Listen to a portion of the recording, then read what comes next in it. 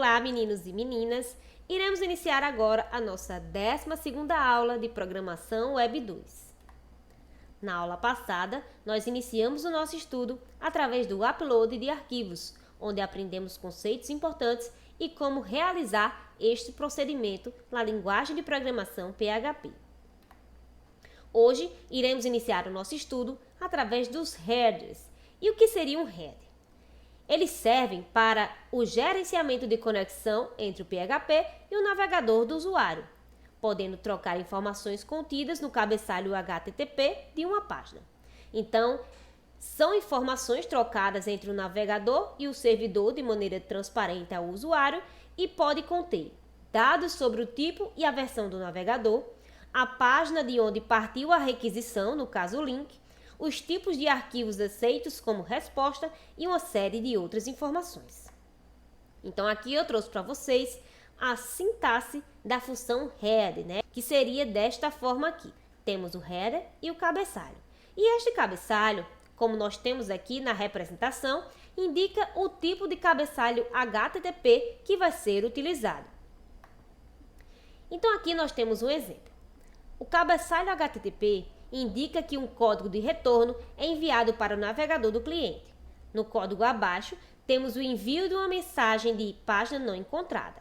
Então, como vocês podem observar aqui, nós temos um trecho de código em PHP, certo? Como eu sei que é em PHP? Porque nós temos um delimitador do PHP, que é este aqui, tá certo?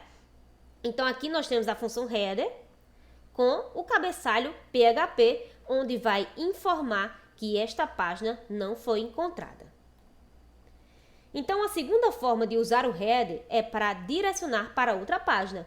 Esse comando é muito útil para, ao final de uma página puramente em PHP, redirecionar para outra página padronizada de resposta ou de erro.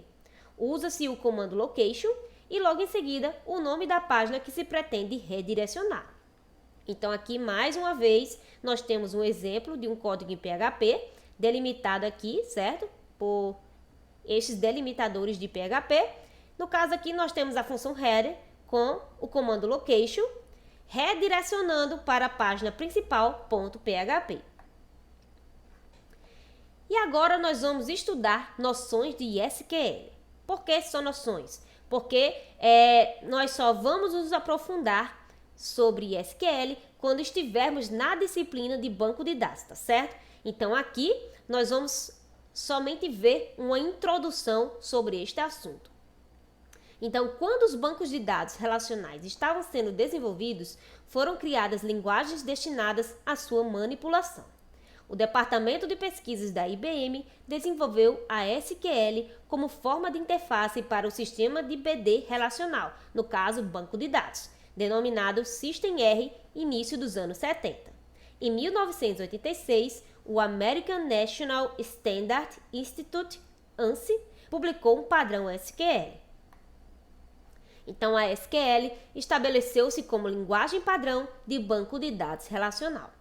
A SQL apresenta uma série de comandos que permitem a definição dos dados, chamada de DDL, no caso, é uma sigla para a Data Definition Language, composta, entre outros, pelos comandos create, que é destinado à criação do banco de dados, das tabelas que o compõem, além das relações existentes entre as tabelas.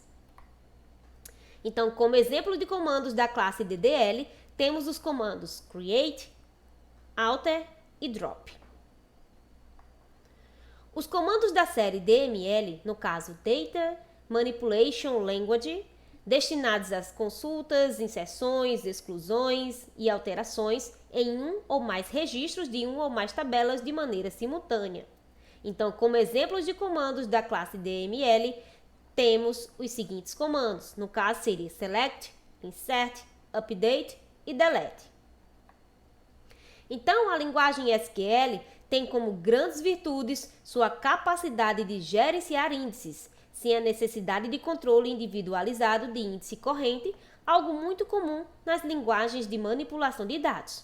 Outra característica importante disponível em SQL é a sua capacidade de construção de visões, que são formas de visualizarmos os dados na forma de listagens independentes das tabelas e organização lógica dos dados. Outra característica que também é importante na linguagem SQL é a capacidade que dispomos de cancelar uma série de atualizações ou de as gravarmos depois de iniciarmos uma sequência de atualizações.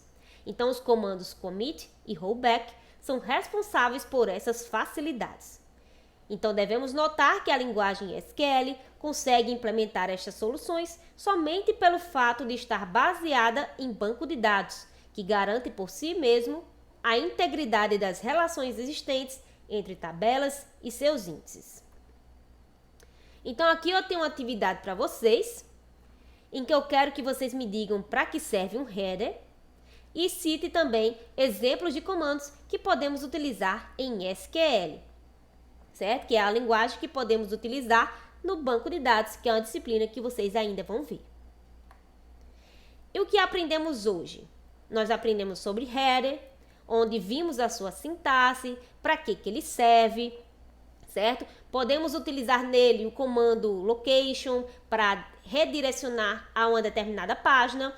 Vimos também noções de SQL. Por que foram só noções? Porque nós só vamos nos aprofundar na disciplina de banco de dados. Então, aqui nós vimos como surgiu o SQL, o que é realmente essa SQL e para que ela serve, tá certo? E, inclusive, vimos também alguns comandos básicos, como create, alter, drop, select, tá bom? Então, aqui nós temos algumas referências. Por hoje é só e até a próxima aula, gente!